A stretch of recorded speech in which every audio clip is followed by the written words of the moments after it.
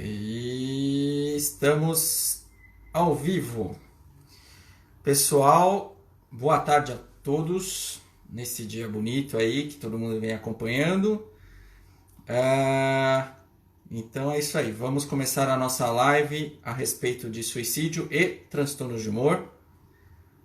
Bem-vindos, olá a todos.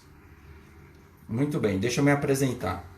Então, meu nome é Luiz Felipe Costa, eu sou presidente do Conselho Científico da Abrata, sou médico psiquiatra e psicoterapeuta. Hoje vou estar aqui no papel de moderador, juntamente com o Dr. Fernando Fernandes. Para quem não conhece, o Dr. Fernando Fernandes ele é psiquiatra e palestrante e também membro do Conselho Científico da Abrata.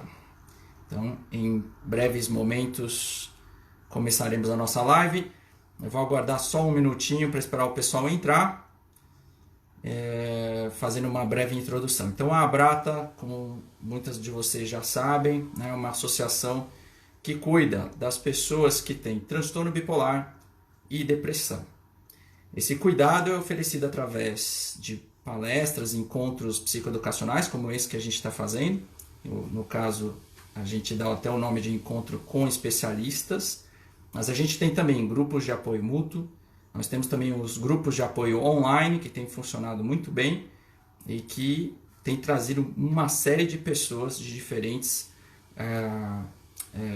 continentes, inclusive fora do Brasil também, e também aqui dentro do nosso país para participar dessa nossa rede tão importante. Como todos vocês sabem, essa live foi escolhida a dedo, então a gente está no mês de setembro, representativo do Setembro Amarelo, que é um mês de conscientização a respeito do suicídio. Algo tão importante, né? Não só em setembro, mas durante os 365 dias do ano. Muito bem, vamos verificar aqui se o Dr. Fernando já entrou. Ele já está aqui. Então, vou enviar a solicitação para... Bem-vindos a todos vocês. Guardando a entrada do Dr. Fernando.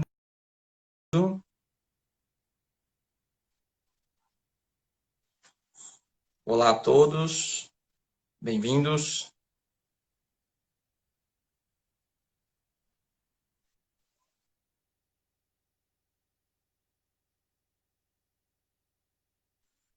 Olá, pessoal. Logo, logo a gente começa a nossa live aqui com o Dr. Fernando Fernandes.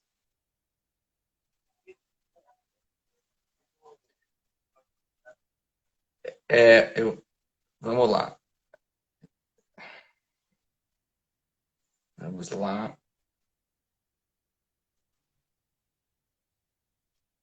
Acabei de enviar novamente a solicitação para o Dr. Fernando Fernandes. Vamos aguardar.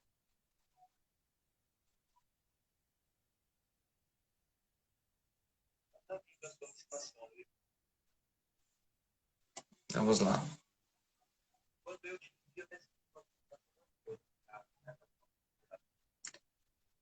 Nós estamos com um problema técnico aqui. Vamos verificar se há algum problema aqui. Só um minutinho para vocês aqui.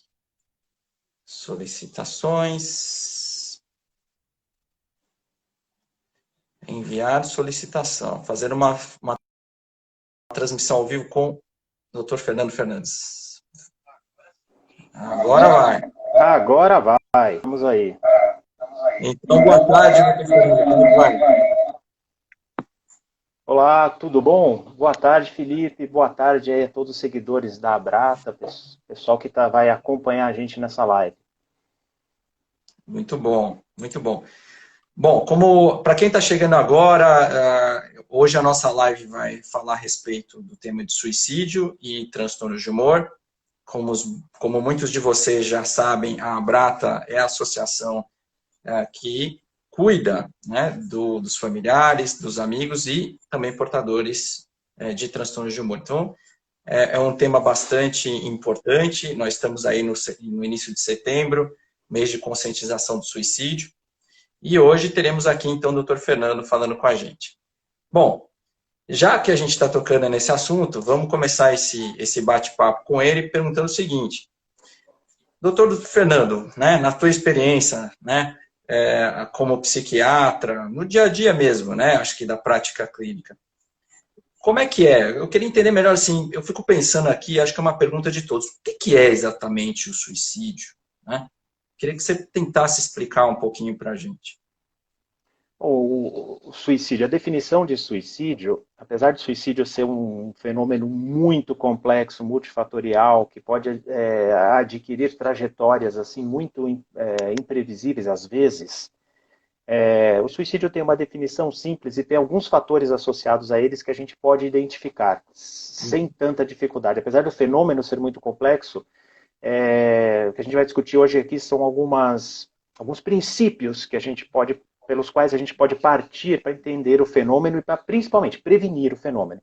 Suicídio é uma lesão auto-infligida, né, intencional e que resulta na morte. Isso é o suicídio. A tentativa de suicídio seria uma lesão auto-infligida, intencional, com a intenção de alcançar a morte. Isso seria o suicídio, isso seria a tentativa de suicídio, né?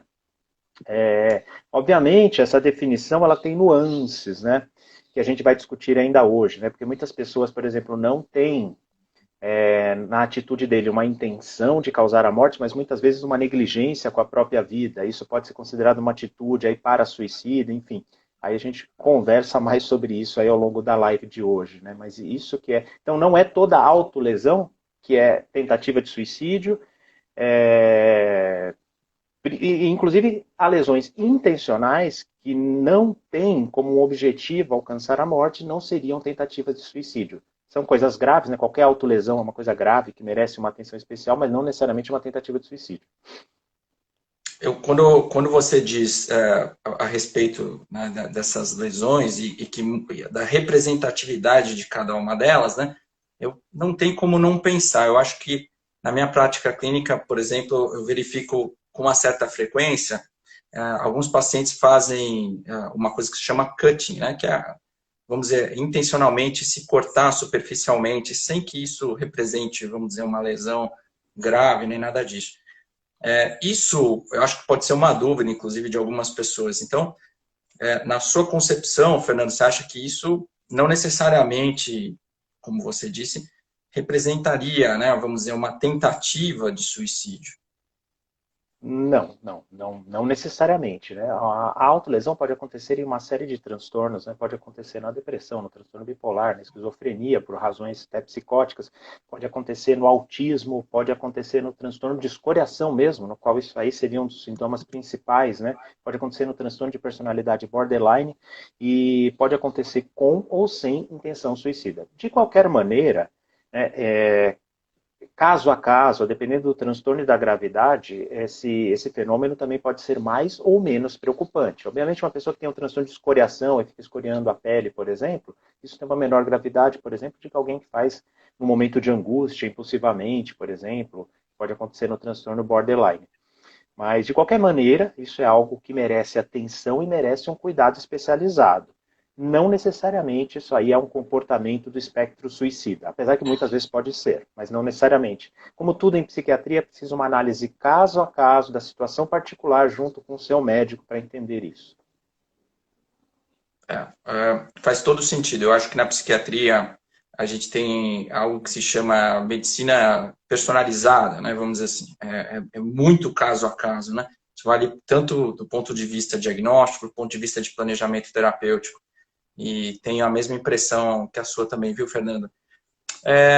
Acho que é muito importante, já que a gente está nesse momento de conscientização de suicídio, que é o mês do Setembro Amarelo, a gente falar também um pouco a respeito dos números. A gente tem números bastante expressivos, né, a respeito do suicídio e das tentativas de suicídio. Então, eu acho que seria também interessante a gente falar um pouquinho a respeito. Só fazendo um breve à parte aqui, mas nesse momento eu desativei um pouquinho os comentários para que eles não apareçam aí sobre o Fernando na live. Mas em breve eu volto a ativar os comentários e estou de olho aqui também nas perguntas, caso elas surjam. Fernando, por favor, fica à vontade. Então, quanto à epidemiologia do suicídio, os números no Brasil eles não são em números relativos dos maiores do mundo. Mas como o Brasil é um país muito populoso, de dimensões continentais e muito populoso, os números absolutos acabam sendo muito importantes. 12 mil pessoas, né, são vítimas de suicídio aproximadamente por ano, e esse número vem aumentando, sobretudo em adolescentes e adultos jovens, né? Então, isso é muito preocupante. Outra coisa que é preocupante é o que eu acabei de falar. O Brasil é um dos poucos países no mundo em que os números estão aumentando. Né? Há pouco mais de uma dezena de países no mundo em que os números estão aumentando e o Brasil é um deles. Isso é muito preocupante. Né? Para se ter uma ideia, muitas vezes houve esse número 12 mil, não tem ideia muito da dimensão. Em termos populacionais, né, pode não parecer muito, mas enquanto a gente está falando aqui nessa live, essa live deve durar pouco mais de 40 minutos, pelo menos uma pessoa no Brasil vai morrer por suicídio. No mundo é uma pessoa a cada 40 segundos, né, que falecem por suicídio. Então, os números no Brasil, em fatores absolutos, eles são bastante importantes. Né? O suicídio, ele é mais comum em homens jovens, normalmente, né? Mas o suicídio pode acontecer em qualquer idade, em qualquer sexo, em qualquer faixa de renda e em qualquer faixa de escolaridade. Tá? Então ninguém está imune ao suicídio. A gente vai falar sobre os fatores protetores, né, por exemplo, a gente vai falar sobre os fatores de risco, e esses fatores protetores de risco podem acontecer em qualquer pessoa, de qualquer faixa etária, de qualquer escolaridade, de qualquer faixa de renda. Então, não existe aí ninguém imune ao suicídio, todos nós temos que ter uma atenção especial. Né? Ainda sobre epidemiologia, algumas coisas interessantes. Né? Há muito mais tentativas. Se a gente pegasse o número de tentativas para o suicídio consumado, nas mulheres é muito maior. Então, as mulheres tendem a ter mais tentativas antes do suicídio de fato. Nos homens, o grau de letalidade e violência dos meios tentados são maiores. Então, os homens acabam, infelizmente, atingindo mais o suicídio quando tem uma tentativa. Uma faixa etária bastante negligenciada, que merece a nossa atenção, vou até olhar para a câmera aqui para falar com o pessoal, são os idosos.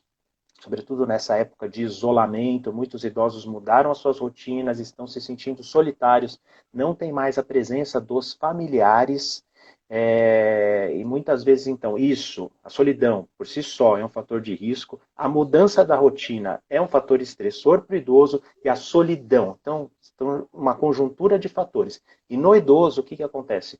Normalmente, no idoso, a letalidade dos meios é grande, o grau de suicídio efetivado em função das tentativas é muito grande. Então, eu acho que como um balanço aí dos números de suicídio, eu acho que essa é uma boa introdução para a gente.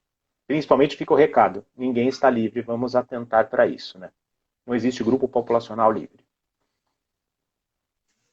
Os números são impressionantes mesmo, né? Se a gente for ver, eu acabei dando uma pesquisada também, existem vários manuais, inclusive alguns deles que estão disponíveis na Associação Brasileira de Psiquiatria e também no Conselho Federal de Medicina, foram elaborados por uma dos nossos membros aí do Conselho Científico, que é a Alexandrina Meleiro, né, que gentilmente aí ajudou também na coordenação nacional, né, da ABP, nesse sentido, da elaboração desses documentos. Mas uma das coisas interessantes que tem, eu acho que, veja, o impacto é muito grande.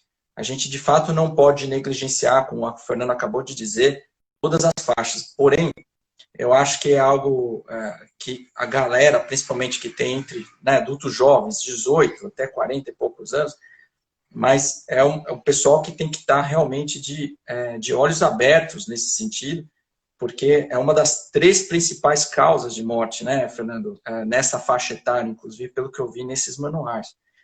E da mesma forma como o Fernando acabou de trazer,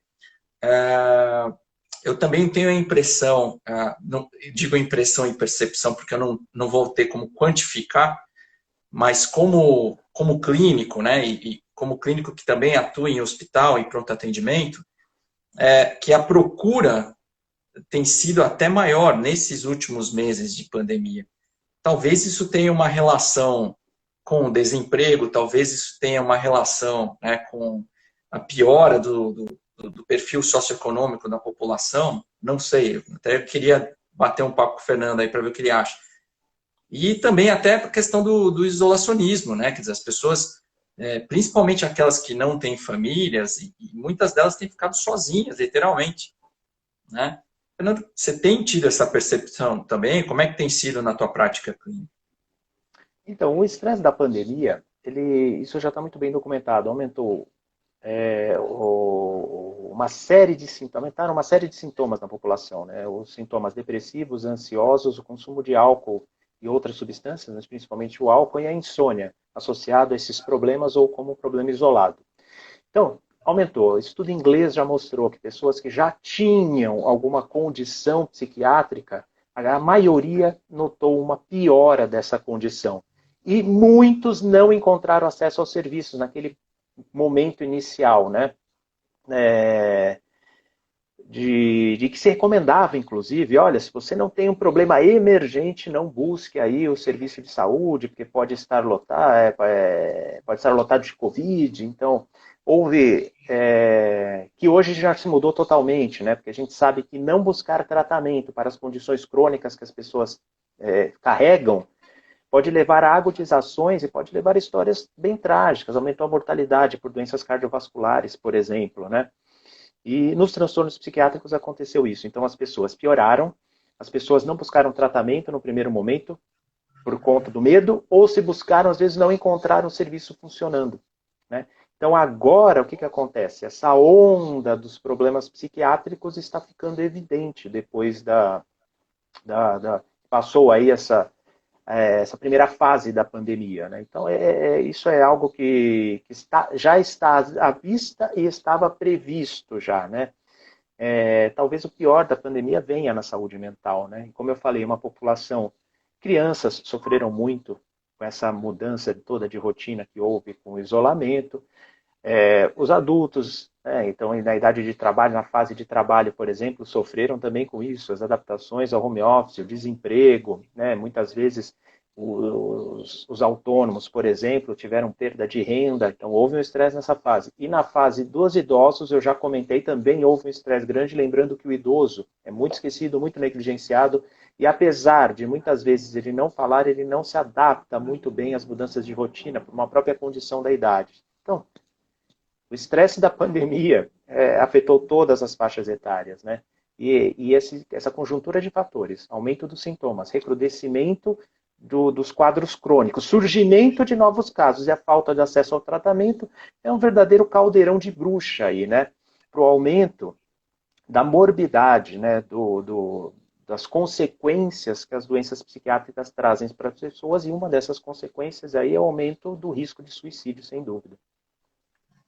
Fiquei pensando até nas famílias que eventualmente perderam entes, né? Assim, tem pessoas que perderam 3, 4 pessoas da mesma família, né? Então entraram em luto também. Isso talvez gere até uma desesperança, né?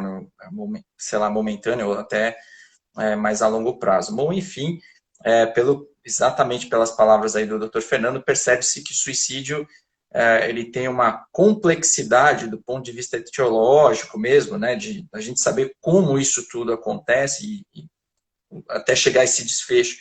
Muito bem. Eu acho que já nessa esteira, acho que seria importante a gente também aprofundar um pouquinho mais a respeito das causas, né? Ou se existem causas, ou quais seriam essas causas. A gente sabe que alguns transtornos mentais estão um pouco mais relacionados, né? Isso do ponto de vista de prevalência, de números mesmo, alguns mais, outros menos.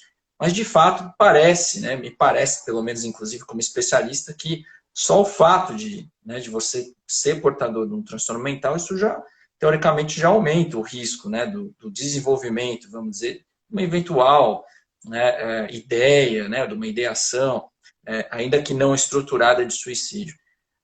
Na população, inclusive, existem estudos, acho que, se não me engano, um que foi feito em Campinas, mas acho que foi em 2002, nos manuais da BP isso também está lá descrito, em que uma grande porcentagem da população, se não me engano, quase 18% da população, em algum momento chegou a pensar seriamente em tirar a vida. né? Fernando, como é que é a tua percepção? Você acha que existem algumas condições aí, agora do ponto de vista psiquiátrico, de saúde mental, que realmente estão mais relacionadas com a prevalência, com a incidência de suicídio? O suicídio é um fenômeno muito complexo, multifatorial, que tem trajetórias, às vezes, que são um tanto quanto intrincadas, mas existem fatores que são identificáveis e a gente tem que se apegar a esses fatores. Muitas vezes, pelo fato do suicídio ser um fenômeno complexo, isso traz às pessoas um sentimento de impotência, as pessoas têm medo até de abordar esse assunto, inclusive entre profissionais de saúde, isso é bastante comum. A maioria dos profissionais de saúde que não perguntam sobre suicídio não é porque não desconfiaram em algum momento, é porque não vão saber lidar, é curioso isso, é porque não vão saber lidar. Parece criança brincando de picabu, né, que põe um pano na frente da cara e como se outra pessoa não o visse porque ele não está vendo outra pessoa, né? Mas enfim, diante de um problema tão complexo, a gente tem que tentar trazer isso de uma maneira didática e mais simples de ser abordada. Não é um fenômeno simples, mas talvez a abordagem possa ser direcionada por fatores bem objetivos. Eu separo, assim, didaticamente, em dois grandes pilares da prevenção de suicídio. O primeiro é a detecção precoce e tratamento adequado dos transtornos psiquiátricos, porque mais de 90% dos casos de suicídio estão associados a algum transtorno psiquiátrico, né? Então, esse é um fato inconteste.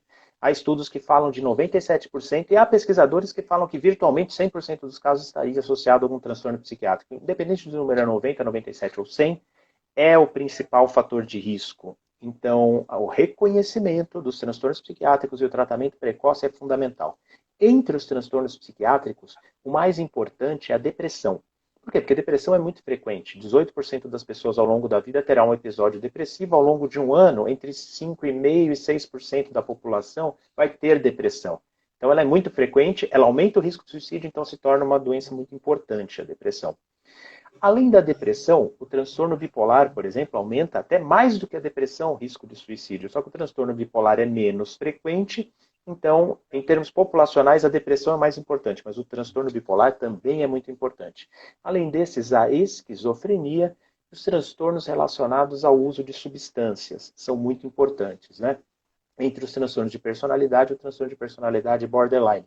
Mas muitas vezes o transtorno de personalidade borderline está associado ao consumo de substâncias, está associado ao transtorno bipolar ou está associado à depressão, né? Muitas vezes me perguntam, Luiz, todo mundo que tenta suicídio tem depressão?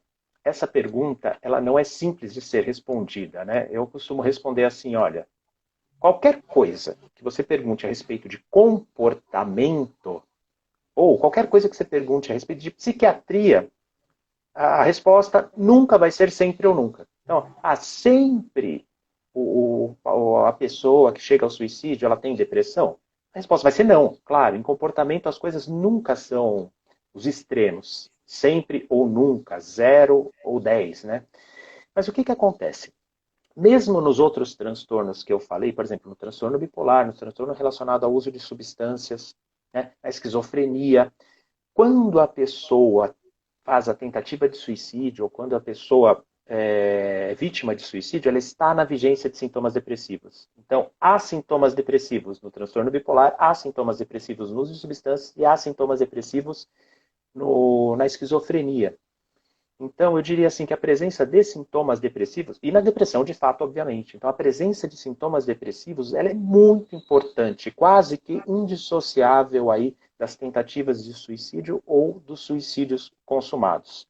Então, esse é o panorama dos transtornos psiquiátricos. O segundo pilar é a manutenção de bons vínculos, é o segundo pilar da prevenção de suicídio. É uma regra geral. Bons vínculos em todos os níveis protegem contra suicídio. Vínculos ausentes ou precários em todos os níveis são fator de risco para suicídio. Então, por exemplo, a pessoa tem bons vínculos familiares, isso é um fator protetor. A pessoa tem bons vínculos de amizade, é um fator protetor. A pessoa tem bons vínculos na comunidade na qual ela mora, isso é um fator protetor. A pessoa tem vínculos na igreja, na associação de bairro, no trabalho, por exemplo, então são todos fatores protetores. A pessoa agora, ao contrário, a pessoa é solteira, solitária, não tem bons vínculos de amizade, não tem bons vínculos sociais, não tem bons vínculos de trabalho, não frequenta associações de bairro, associações de caridade, associações religiosas, enfim, quaisquer que sejam, né? Essa pessoa está mais em risco aí de suicídio. Olha, se a gente partir desses dois pilares para trabalhar com prevenção, já é excelente. Repito, apesar do suicídio ser um fenômeno complexo, há pilares básicos que podem ser um bom ponto de partida para a prevenção. Tá ótimo, Fernando. Eu vou tentar fazer um quebra-gelo agora nesse momento e vou exibir aqui uma das perguntas, que é a pergunta da Lilian. Ela diz o seguinte: por que às vezes a gente age de forma autodestrutiva, compulsiva e aparentemente sem querer, não propositalmente? Como se fôssemos apenas espectadores impotentes e não fazemos absolutamente nada para fazer isso, para mudar isso, perdão. É muito triste, né? Fernando, se você me permitir, eu respondo essa aqui, né? Veja, não tem uma explicação lógica para uma questão dessa ou científica, né? Eu acho que existem certos fatores de personalidade, de temperamento, que muitas vezes até, viu, Lilian, podem explicar e podem justificar esse tipo de questão, né? Existe uma outra pergunta aqui que eu vou exibir, que é da Nancy Mota, que eu vou deixar o Fernando responder. Existe alguma justificativa para o número de casos existentes na população, que se chama prevalência, ser maior em homens? O que você acha, Fernando? Tá, essa é uma pergunta muito boa. Eu queria só retomar aquela pergunta anterior e falar para a amiga que, a seguidora aí da Brata, que comentou sobre isso, né? Primeiro, é muito importante ela ter uma avaliação profissional, porque muitas vezes o descontrole emocional, o que ela falou de agir como espectador, é agir ao sabor das emoções, como se a emoção o levasse, né? Isso pode ser característica aí de um transtorno de personalidade, pode ser característica de um transtorno psiquiátrico passível de tratamento medicamentoso, então isso tem que ser avaliado por um profissional. Se você já notou que isso é um problema, isso tem que ser avaliado por um profissional. Vamos dizer que isso foi avaliado por um profissional e você não tem um transtorno psiquiátrico, mas no mínimo você tem aí então um déficit, uma dificuldade no manejo emocional. Né? E trabalhar o manejo emocional, mesmo fora de algum transtorno psiquiátrico, né, pode ser importante. Um bom psicólogo, um bom terapeuta pode te ajudar nisso, né? Técnicas para manejo emocional. Mas pela gravidade, Luiz, que ela citou, né, que realmente é levada como espectadora, tem atitudes impulsivas, agressivas, possivelmente isso está dentro de algum transtorno psiquiátrico e, no mínimo, isso pode melhorar bastante com um tratamento adequado. Agora, sobre por que são mais homens do que mulheres? Porque o grau de letalidade e de agressividade dos meios pelos quais os homens tentam suicídio é maior. Então, havendo mais letalidade dos meios, eles acabam realizando mais o suicídio do que as mulheres. As mulheres acabam tendo mais tentativas, né? Então, basicamente a dificuldade dos meios. Acho que não, a gente precisa ficar citando meios aqui, né? Mas é por causa disso. Os homens são mais agressivos quando tentam suicídio, as mulheres são menos agressivas. Obrigado, Fernando. Vamos lá. Temos aqui outra pergunta em que se traz. O suicídio pode ser genético? Fernando, qual a tua opinião? Sem dúvida, sem dúvida. Há uma herança familiar que sempre deve ser pesquisada, inclusive, né? Sabe, muitas vezes a pessoa em risco de suicídio, que está pensando em suicídio ou que já teve uma tentativa, a gente pergunta, teve um tio meu, que eu lembro que ele foi internado, ou então teve um avô, uma tia que morreu por suicídio mesmo. Então, o suicídio ele tem uma carga genética. Alguns pesquisadores dizem que essa carga genética está associada, sobretudo, à impulsividade, né? Coisa que a nossa seguidora até falou aí, agir pela emoção, impulsivamente, muitas vezes com agressividade nesse sentido. Então, a resposta é sim. Sobretudo, se há casos na família, a atenção deve ser redobrada. Legal. Obrigado, Fernando. Eu acho que um outro conceito que é bastante, vamos dizer, comum na literatura ou nos artigos que a gente eventualmente se dá conta, é a diferença, né, entre tentativas, né, a tentativa de suicídio e a ideação, né? que seria exatamente? Porque acho que no conceito geral, claro, a gente pensa, vamos dizer, em ideias, né? Ou até chegar às vias de fato, né? Talvez exista, né, realmente uma diferença, né, e um distanciamento entre essas coisas. Queria ouvir um pouco do Fernando o que ele acha a respeito. Muito bem. A ideação suicida, ela pode, um dos padrões é ela acontecer dentro de um espectro em gradação de gravidade. Então, por exemplo, a pessoa fala assim, poxa, eu tô cansada de viver. Ok, acho que um dia ou outro alguém que passou algum cansaço, está com muito problema, pode até pensar alguma coisa assim. Mas aí, olha, começa a falar assim, olha, acho que seria bom eu acordar mais, acho que se eu não existisse não ia fazer falta. Peraí, dormir não acordar mais, se eu não existisse não ia fazer falta, essa pessoa aí já está meio que paquerando a ideia, né, de morrer. Aí ela passa a pensar, olha, eu queria morrer, mas não que eu queira me matar, mas se eu morresse era melhor. Essa pessoa já está namorando a ideia de suicídio. Até que começa a pensar, olha, realmente eu não ia fazer falta, talvez um meio fácil de fazer seria esse ou aquele, então ela já está indo, pensando nos meios. Ela pode pensar nos meios sem ter uma intenção clara, depois passa a ter uma intenção clara e depois vai lá e tem o ato suicida de fato, podendo chegar ao suicídio. Tudo isso faz parte de um espectro do pensamento suicida e alguns pacientes percorrem esse espectro. Por isso que em qualquer momento, a gente encontrando um pensamento igual esse, principalmente aqueles preliminares, eles são muito pouco levados a sério, né? Mas eles já denotam algum problema. Em qualquer momento do espectro do comportamento suicida, a gente precisa ter uma intervenção, né? Porque o risco de suicídio já está acontecendo. Mas Luiz, o suicídio é um fenômeno complexo, acontece de maneira diferente em diferentes pessoas.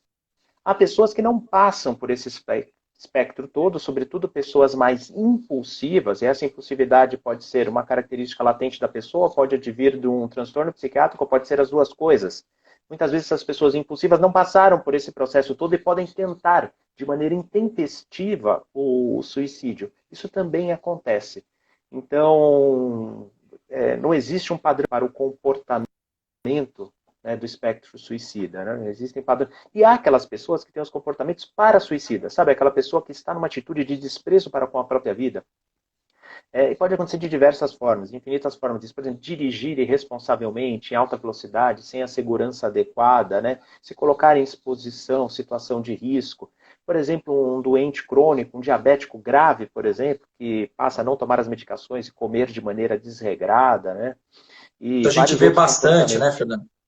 Sim, sobretudo associado a um sentimento de desesperança, que é um sentimento muito importante no suicídio. A pessoa fala, não, minha vida já deu o que tinha que dar, é isso, não tem muito porque não tem por que eu me preocupar mais. Essas são atitudes para suicidas, também nós devemos estar atentos a ela. Ontem mesmo eu ouvi a história de um senhor, da mãe de uma paciente minha, que descobriu que estava com alguns sintomas gástricos, gastrointestinais, e teve uma negligência, quer dizer, ao invés de ele buscar uma solução para isso, ele deixou correr, né? E aí a filha traz informação que aquilo era um tumor, quer dizer, isso começou há 3 anos, se ele tivesse, talvez, agido, né, de forma ativa, talvez isso não tivesse ido para frente. Não foi por falta, segundo a filha, olha que interessante, mas não foi por falta de falar, né, mas foi simplesmente uma escolha. Muito bem. Acho que a gente pode aí quebrar o gelo com outras perguntas também que vem surgindo. Mais pergunta? Vamos lá, temos mais aqui no meio. Tem uma aqui da Dinha, não sei se é só uma pergunta ou um fato que ela traz. Meu namorado tentou suicídio há 1 mês. Ele já fez tratamento contra depressão e ansiedade e também psicoterapia. Ela pergunta, né? Tem algo que a gente, que faz parte da família, pode fazer para amenizar o que ele sente, para que isso não ocorra novamente? Existem algumas coisas que de fato a gente pode fazer, né, Fernando? Qual que é a tua opinião, hein? Olha, não, em primeiro lugar, levar para o tratamento adequado, seguir o tratamento médico adequado e pegar orientação com o seu médico. Né? O tratamento tem que ser personalizado e as atitudes de proteção personalizadas também. Umas orientações básicas que a gente dá, né? Esteja disponível para a pessoa, né? não fazer cobranças excessivas, mas dar estímulo para a pessoa. E se mostrar principalmente disponível para, em primeiro lugar, ouvir essa pessoa, acompanhá-la para o tratamento, acompanhá-la nas atividades tanto terapêuticas, assim, do ponto de vista médico e psicológico, mas terapêuticas do dia a dia, uma atividade física, por exemplo. Então, estar disponível é a primeira coisa. Siga as orientações do médico quanto às atitudes de proteção. Muitas vezes as pessoas precisam, nesse momento, de um cuidado mais intenso, de uma que muitas vezes mais intensas, então isso deve ser feito. Uma coisa que é preciso dizer num caso como esse, numa pergunta como essa, né? Não existe um controle absoluto, nunca. Nunca todas as variáveis estão no nosso controle. E mesmo com todo o cuidado da família, né, todas as variáveis não estão no nosso controle, porque isso gera uma sensação de estresse muito grande na família, e muitas vezes, quando acontece uma tentativa, uma sensação de culpa muito grande. Então, saia, dedique-se ao seu ente querido. A melhor coisa que nós temos e que nós temos que proteger é, de fato, a família. E uma das coisas que protege contra o suicídio é o cuidado da família. Mas nós todos temos que ter claro que e isso demonstra a nossa impotência. As variáveis não estão todas no nosso controle. Se você está apoiando o tratamento, ajuda o paciente no tratamento, está disponível para ouvi-lo, está fazendo companhia, está estimulando o paciente sem cobranças excessivas, você já está fazendo muito por esse paciente, né? Não há muito mais o que fazer, né? Já é excelente, já é excepcional isso, né? Com o tratamento adequado e com o apoio familiar, os riscos diminuem muito. Isso que eu diria para ela, mas, sobretudo, não carregue isso sozinha. Em primeiro lugar, isso deve ser compartilhado com todos os amigos, bem os amigos do paciente. E, em segundo lugar, né, nunca estará tudo ao nosso controle. A gente tem que se acalmar quanto a isso, pelo menos, né? Senão o estresse é muito grande e o sentimento de culpa pode ser muito grande também. Essa é uma situação em que ninguém é culpado. Todos estão lá para se ajudar e se apoiar. Obrigado, Fernando. E sobre as tentativas, Luiz, sobre as tentativas é interessante dizer, elas nunca devem ser negligenciadas, né? Porque se o paciente teve uma tentativa, no prazo aí de 7 dias a 2 semanas, o risco é muito grande logo depois dessa tentativa. Então ele precisa de um cuidado intenso, né? De uma observação, siga as orientações estritas do profissional, não afrouxe as orientações de segurança do profissional. E uma coisa que falam muito, Luiz, é que pessoas que têm muitas tentativas, elas não vão atingir o suicídio. Tem gente que acha que tentar suicídio protege contra suicídio, de fato. Aí eu falando assim parece uma loucura, né? Mas sabe como é que falam? Falam assim, não, ela já tentou tantas vezes o suicídio, fique tranquilo. Isso aí não. Isso aí é uma bobagem, porque as tentativas prévias são fator de risco para suicídio, e não um fator protetor. Então, a chance do suicídio acontecer existe e é grande. Uma segunda coisa que eu falo é assim, olha, tudo bem, você está falando que essa pessoa está fazendo essas coisas só para chamar a atenção? Por favor, olha, querer mobilizar os sentimentos dos outros com esse tipo de atitude já é algo muito grave, que não merece desprezo, mas merece uma abordagem adequada, né? Então, nós não podemos negligenciar por um motivo ou por outro. Eu fico com a mesma sensação, viu, Fernando? Porque eu costumo ter... A minha prática envolve muito presença em hospital geral e fazer interconsultas, né? E a gente, com frequência em UTI, principalmente, né? Após as tentativas, os pacientes acabam sendo dirigidos para essas unidades, né, de cuidado mais intensivo. E eu vejo isso com muita frequência. A própria família, inclusive, tem talvez até um estigma muito grande em relação à questão em si e ao contexto, né? E traz sempre da mesma forma, coisas do tipo, olha, você veja, doutor, o que ele ou o que ela fez está atrapalhando a nossa vida, né? Coisas, eu ouço com muita frequência isso.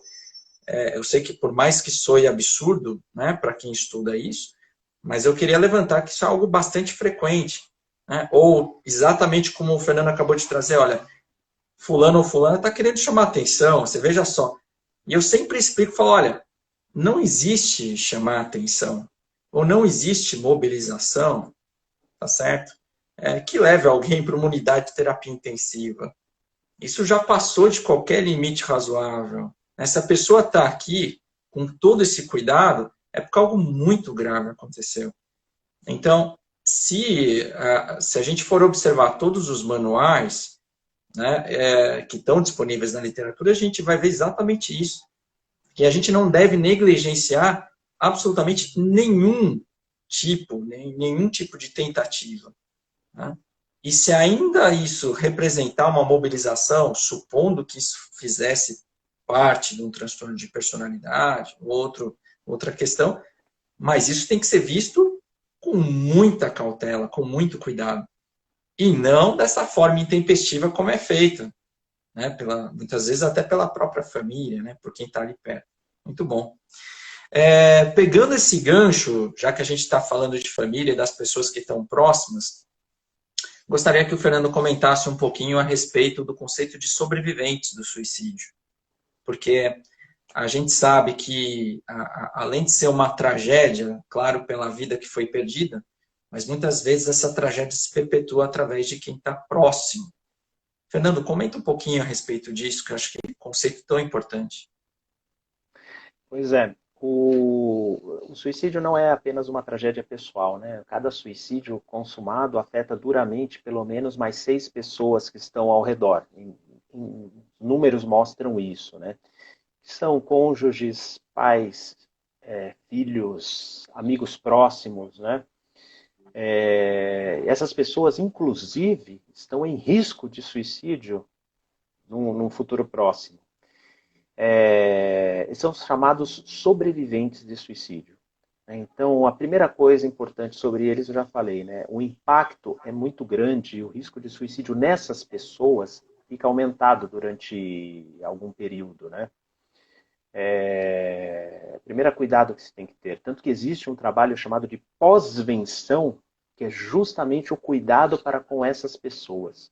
Uma segunda coisa importante é o sentimento de culpa que muitas vezes acompanha o luto por suicídio. O luto por suicídio é um luto que ele é diferente de um luto normal. Muitas vezes o luto carregado de muita culpa. Fica a pergunta: poxa, será que essa pessoa não tinha dado um sinal? Será que eu não devia ter percebido algo? Onde foi que eu falhei? E aí a pessoa escuta, por exemplo, eu falando aqui, que um dos pilares da prevenção de suicídio são os vínculos familiares. Eu falo assim, onde que a nossa família falhou? A nossa família é uma família bacana, nós nos dedicamos uns aos outros. Onde que ocorreu a falha? E essa busca por uma culpa muitas vezes consome a paz e a saúde emocional, né, desses sobreviventes de suicídio.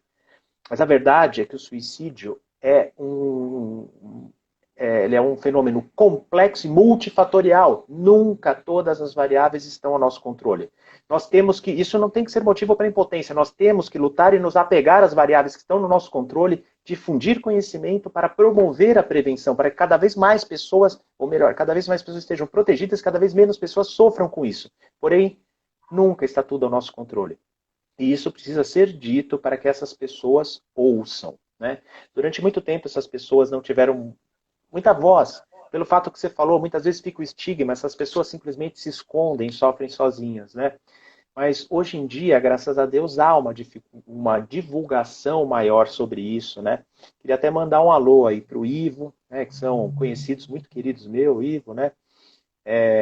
O casal Máximo, da Terezinha Máximo, uma vez eu vi uma palestra dela sobre isso e eu prometi para mim mesmo que nunca mais eu ia falar sobre suicídio sem lembrar dos sobreviventes de suicídio, porque a pós-venção é também um trabalho de prevenção de suicídio. Então, isso precisa ser dito, né?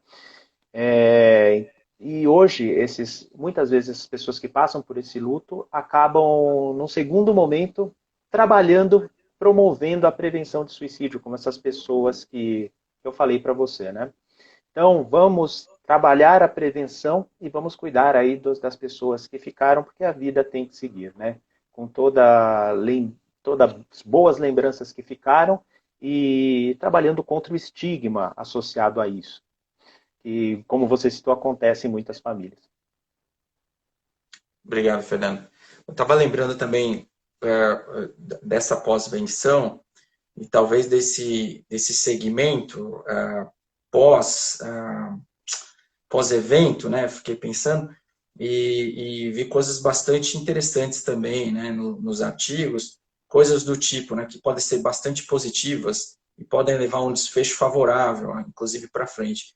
Mas não é simplesmente, né, no pronto atendimento ou durante a estadia do indivíduo, né, que está lá no hospital e que passou por uma tentativa eventualmente, mas não é só dar alta e dizer, olha, você precisa procurar um psiquiatra, você precisa procurar ajuda especializada, mas talvez até fazer uma busca ativa, né? Existem lugares, por exemplo, que eles fazem um trabalho de monitoramento telefônico. Não que isso, claro, isso não é uma solução, como você bem disse, é um problema complexo, não é uma solução única.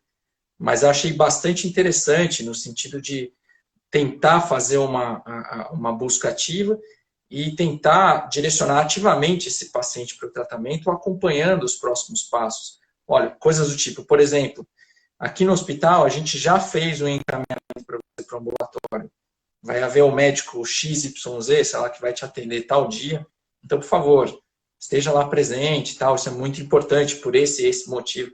Eu acho que são coisas realmente importantes, que são simples, né, e que podem ser feitas, eu acho que ajudam nesse desfecho importante. Mas posso fazer mais um quebra-gelo aqui, Fernando? Vamos lá. Mais uma pergunta? Mais perguntas aqui.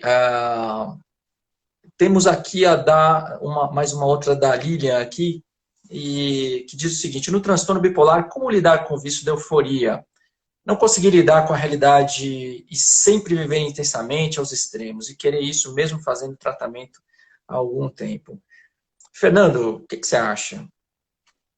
Olha, Lilian, você falou que você reage emocionalmente de uma forma descontrolada, apenas como espectadora da sua própria emoção, por um lado. Por outro lado, não consegue controlar a euforia. Olha, os episódios, né, maníacos, cheios de impulsividade, eles, assim, quase que por definição, eles são incontroláveis mesmo, né? Eu creio que sintomas leves, muitas vezes com o manejo emocional e técnicas comportamentais, a pessoa pode perceber e atenuar.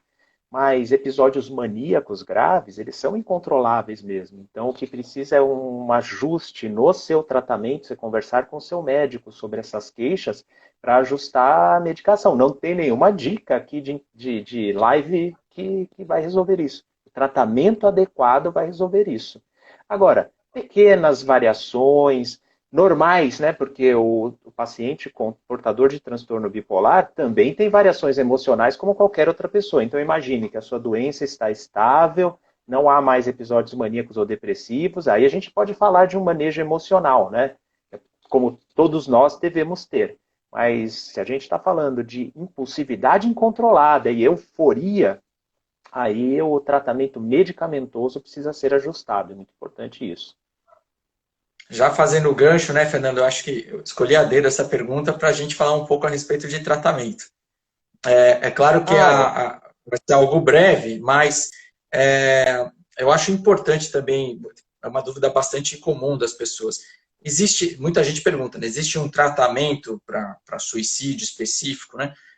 Como o Fernando bem disse agora há pouco, a gente estava fazendo esse debate, a causa é multifatorial.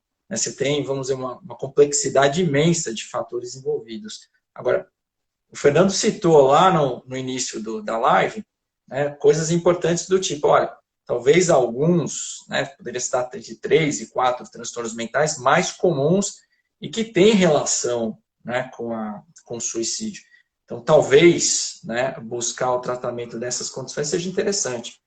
Vou deixar os comentários para o Fernando falar. Olha, Luiz, assim, o primeiro tratamento é o tratamento do transtorno adequado do transtorno psiquiátrico, ponto final. Então, o que vai prevenir suicídio é a detecção precoce e tratamento adequado do transtorno psiquiátrico, seja ele qual for, né? Aí, mas sempre alguém pergunta, poxa, mas será que tem alguma medicação, algum tipo de tratamento que protege mais ou menos contra suicídio? Eu posso até citar alguns aqui, mas que fique muito claro, né? Porque às vezes a gente cita em específico alguma coisa, Luiz, e aí a pessoa acha que é um santo graal, alguma coisa assim. Não, então olha só. A melhor prevenção é o tratamento adequado e incisivo que o seu médico determinar e que faz você ficar bem, né? Esse é o melhor tratamento contra a doença e contra o suicídio. Agora, há algumas medicações que têm algum grau de evidência aí que protegem. Por exemplo, no transtorno bipolar tem o lítio. Né? No transtorno bipolar tem o lítio. Um tratamento de resgate importante que pode ser usado em diversos transtornos, na depressão, no transtorno bipolar, na esquizofrenia, é, por exemplo, a eletroconvulsoterapia. Num paciente que está em risco de suicídio, por exemplo, pode e deve ser usada a eletroconvulsoterapia. Um outro tratamento que tem um futuro promissor, que está ainda não está nas diretrizes, mas já está muito promissado nas pesquisas, pode trazer um alívio rápido da ideação suicida, é a cetamina, por exemplo. Também pode ser usada, né? Então, são alguns exemplos aí de tratamentos que podem ter um potencial contra a ideação suicida, né? Mas lembrando, o que é o melhor tratamento é aquele que seu médico ajustar com você, que vai fazer você melhorar do transtorno psiquiátrico. Legal. Obrigado, Fernando. Pessoal, a gente está, como moderador, é meu papel avisar que a gente está na reta final. Então, a gente passa rapidinho, a gente vai para mais algumas perguntas que surgiram aqui. Vamos lá. Tem a Adriana, que trouxe o seguinte: impotência é o pior sentimento que uma mãe pode sentir. Muito bom ouvir isso, acho que é mais um comentário, né? Mas muito bom ouvir isso, no entanto, não altera o contexto e os sentimentos. Vivemos em estado de alerta, diz aqui a Adriana, né? Mas Luiz, é isso mesmo, não vai mudar a situação, que a gente sabe que é difícil, mas pelo menos uma fração desse sentimento, que é a culpa, ela pode ser aliviada. Legal. Tem aqui também uma pergunta da Raposa, acho que é isso, né? Raposa muda de vida. Por que o suicídio parece ser, entre aspas, contagioso? Quando ocorre em uma comunidade de família, tende, por exemplo, a se repetir. Você acredita nisso, Fernando? Não, isso é um efeito muito conhecido, é chamado efeito Werther, né? Ele é descrito assim por causa do livro do Goethe, chamado Sofrimentos do Jovem Werther, que quando foi publicado, diz-se, algo que parece que veio a ser confirmado mais para frente, que houve realmente um aumento do suicídio em jovens, né, leitores do livro, né? Por isso que não pode se falar sobre suicídio simplesmente por falar, de uma maneira aleatória e sem critério. É preciso falar sobre prevenção de suicídio. Por exemplo, divulgação de forma espetaculosa, divulgação de métodos de suicídio, né? Divulgação de cartas despedidas. Isso não deve ser feito porque realmente pode provocar uma influência em pessoas que já estão suscetíveis, já estão em alto risco, precipitando alguns casos, né? Como se falar, então? Falar do que eu estou falando, os fatores de risco, falar da prevenção, e, sobretudo, depoimentos de pessoas que pensaram em suicídio e deram a volta por cima. Isso é muito importante, porque muitas pessoas podem se identificar, falar assim, caramba, estou ou estava pensando desse jeito. Então, a vida pode ser diferente, eu posso vir a pensar de outra forma. Isso pode ser estímulos para as pessoas, né? Então, mas falar corretamente de prevenção. No início da campanha Setembro Amarelo, falava-se muito, precisamos falar sobre suicídio. Aí mudou um pouco, precisamos falar sobre prevenção de suicídio. A sutileza das palavras aí, segundo o Fernando, de fato é importante. Muito bom. Pessoal, nós temos muitas, assim, uma enxurrada de perguntas. A gente já realmente está na reta final, a gente não vai conseguir tratar de todas, infelizmente. Eu gostaria de agradecer aqui a presença, em primeiro lugar, de todos vocês que acompanharam essa live. Corajosos, inclusive, no sentido de que nós estamos aí num sábado tão bonito. 2 horas da tarde do sábado, está todo mundo aí presente, então parabéns, né, por terem acompanhado a gente nessa jornada. Queria agradecer também a presença do Dr. Fernando Fernandes, membro do Conselho Científico da Abrata, e também a própria entidade, agradecimentos aqui à Abrata, todo o pessoal da diretoria executiva que proporcionou também esse convite tão generoso a todos nós aí. Então vamos aproveitar, né? Espero que todos façam uma grande reflexão a respeito do que foi trazido.